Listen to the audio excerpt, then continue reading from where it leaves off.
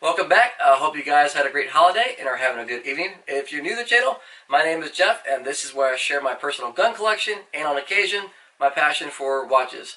If you like this content, click that subscribe button and the notification bell. That'll notify you of my latest uploads and hopefully give me an opportunity to work with some other YouTubers and maybe some companies down the road.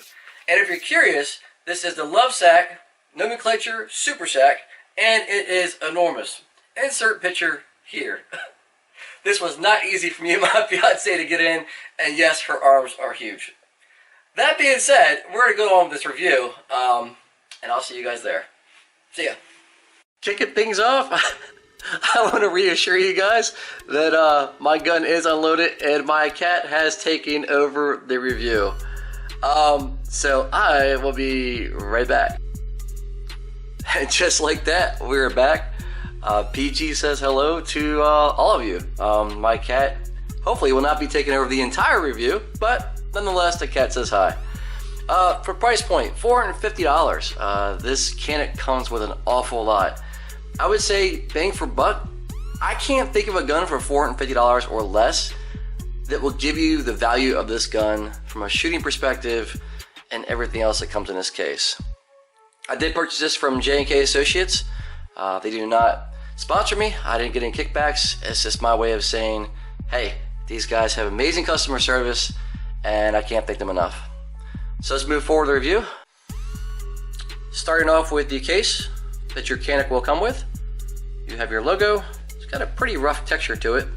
I can't really see this slipping out of your hands while you're transporting this, but it is a damn good case. It's not as good as, in my opinion, the Springfield XD case. I do like that case better. That reminds me of a Pelican case. But if you want to nitpick, this is better than the Glock case. As the value point continues, Canik did not skim out whatsoever on the case. And as you can see in here, everything is pre-cut out for your accessories, SOP, cleaning rods, everything that comes with a gun. As you can see right here, that is actually missing. That is going to be the holster that actually comes with the gun. This is your OWB outside the waistband. Just loosen this screw up and you can cant it in whichever direction you choose. So if you want to lock it in and get more of a cant, you can, and whichever way you want. Aside from the fact that this came with the case, that is a great feature. Yeah, I can't complain at all. So this will save you a little bit of money right here. A decent holster is going to run you $40, $50 on up. They can get pretty expensive. And this includes your SOP, and as always, I highly recommend you read this, especially when you're dealing with RMR plates, which cut out to use. So it gives you pretty good quality pictures, which is impressive. It's nice to know they took the time out to give you a good quality SOP. And of course you have your cleaning rod over there, and then we'll work our way to the other side of the case. If this looks familiar to you, the Glocks have a mag loader pretty similar to this.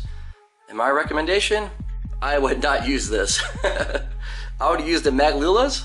They work great, way better than these factory mag loaders, in just my opinion. It's going to come with a safety lock for transporting. And this is pretty cool. Most guns I haven't seen that actually come with these. This case is not lockable. It does not have two locks on the outside. So if you're trying to transport it, I would use this. This comes with a little accessory kit.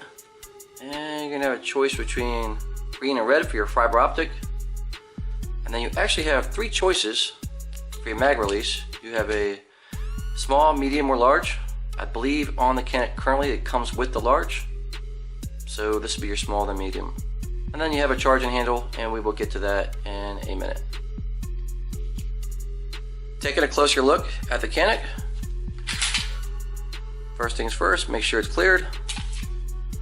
Mag is unloaded.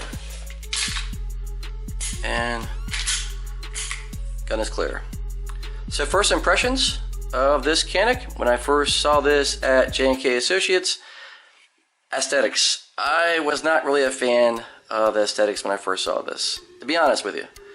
Then I dove more into it. I started looking at other people's opinions and reviews, people that I trust, and I've heard nothing but good things about this platform. With a retail price of right around $540 and the price point that J&K Associates has, which is $450, you know, it kind of led me into let me try this out. So when I first got my hands on this gun and I felt this trigger, as you can listen, there's no grittiness at all. Hits that wall and bam. Trigger is very, very impressive with this gun. If you have the Springfield XD or the Glock, this trigger may look very familiar to you. So they incorporated a safety mechanism in these triggers. So if you were to try to pull this down without actually hitting that blade, the trigger will not engage. But if you pull back with that little blade, it will engage. It's a great feature to have. When you shoot these a lot, you absolutely don't feel these whatsoever. But it's nice to know that they have these. The trigger itself, as I stated before, feels phenomenal.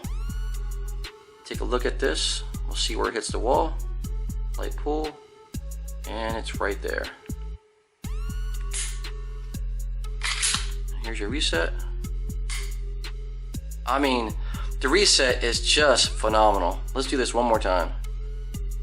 Hit your wall, lightly squeeze, and here's your reset. I mean, God, look at that. Anyway, this is probably below 4 pounds. It feels like it is. We'll do a trigger pull on this and confirm that. But yeah, overall, looking at this first impressions, now that I have it in my hands and I've shot it, I'm blown away, to be honest with you. Moving forward on the gun, as you can see right here, it's kind of like really aggressive. I wouldn't say really. It's got some stippling, and this is just for your placement. So if you're new to shooting and you want to feel exactly where your thumbs feel comfortable at, that is what that's for. It's a great indicator to let you know where your placement is. Love that option. And then as you do your slide lock, here is your slide lock and release. Pretty aggressive. It does not get in the way when I'm shooting, at least. And as you can see, you have your cutout right here for your thumbs. So the dovetail on this, for me, fits perfectly for my hands. I have pretty big hands. They're not small hands by any means. And of course the gun comes with optional backstrap if you want to change that out. But it feels amazing in the hand, it really does. And of course you have your slide release right here, which is pretty aggressive as well. And let me tell you something, that is way better than the Glocks. No, I'm nitpicking. Hey, I love my Glock, I absolutely do. That is actually my EDC, my Glock 45 MOS, but that is so great to have. Here, let me show you. So as you're looking at the Glock, and that's your takedown right there. Very small, I gotta pinch it. Am I nitpicking? Yes, I am. And just to make sure everybody knows, the gun is clear. But yeah, I mean, when you get used to it, it's no big deal. But again, it's just nice to they added that with this gun. Moving to the slide, the total length of this gun is going to be a little more than 8 inches. It's going to be roughly about 8.2, right around there. And the weight of this gun is right around 30 ounces, a little more than that. Not a terribly light gun, but this gun's made for 3 gun. It's not exactly made for concealed carry, though if you wanted to, that's up to you. And these cutouts right here is just to lighten up the gun. They're not ported, the barrel's not ported, and this is gonna be a 5.2 match barrel. What does that mean to you, the average shooter? I'm gonna go with probably nothing. I highly doubt you're gonna notice it's a match grade barrel. So I wouldn't really pay too much attention to that, in my opinion. If you're new to shooting, I would just go out there and train, practice. and be as safe as possible. You got your front serrations. They're pretty good. No complaints whatsoever on that. And then you got your rear serrations. And as you can tell, you have a cutout for your RMR. This comes with 4 plates. Plate number 2 is going to be for your Trijicon. I will not be putting an RMR on this for a couple reasons. One, you lose your rear sight. I don't like that. This rear sight is actually attached to this plate. Unlike the Glock 45 MOS, you get to keep your rear sight and you can co-witness with your red dot, which I absolutely love. So I will not be putting our RMR on this, but that's something you would like to do, especially for a range gun. Go for it. It will take some training to get used to the RMRs. And you got your red fiber optic in the front. This is dovetailed into the gun. You got your rear sight, and this is going to be a Warren Tactical. This is also dovetailed into the gun.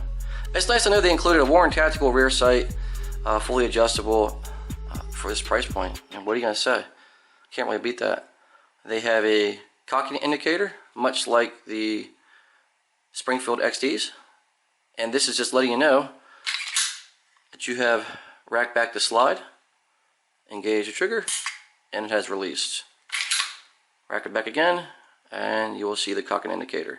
This will not tell you if you have a round in the chamber, just for an FYI.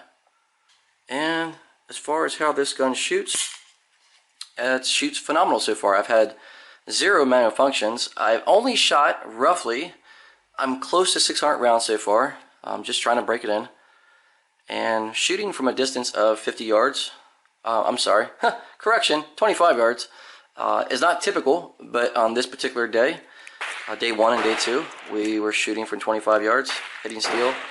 This gun is extremely easy to shoot. The weight, the length of the gun, the sight radius, it's just, I mean, these blacked out sights, spot on. Very easy to shoot. Would I recommend starting off shooting at 25 yards? No. I would usually shoot right around 10 yards when you are first learning how to shoot, and work your way back as you get more comfortable. But on this particular day, hitting steel all day long, no problems whatsoever. And though it seems cool to knock down steel, I reassure you, it sucks. You have to keep on going back over there and resetting your steel plates. Not too fun. But yeah, very easy to shoot. So I will keep you guys posted on the progress of this gun and see where it goes. I like to see this right around 2,000-3,000 rounds and see how it holds up. As far as the inside, this is what it looks like after about 600 rounds, and it stays pretty clean. I mean, you can see some dirt in there, but that's expected, of course, right? And then this is going to be your inside as well. Not that dirty whatsoever. Here is a better look at the match grade barrel. Obviously we got oil all over it and dirt, but yeah, no wear marks as expected on the actual barrel. Some guns, you shoot it 3 or 4 times, you start seeing wear marks all over the gun hitting the slide.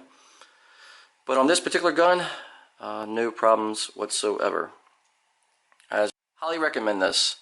I do have to put a lot more rounds to this to get final testing, but from roughly about 500 rounds so far, for a gun that you're going to use for 3-gun or at the range, I would absolutely recommend this. So thanks for joining me in this review, and I will see you guys at the next review.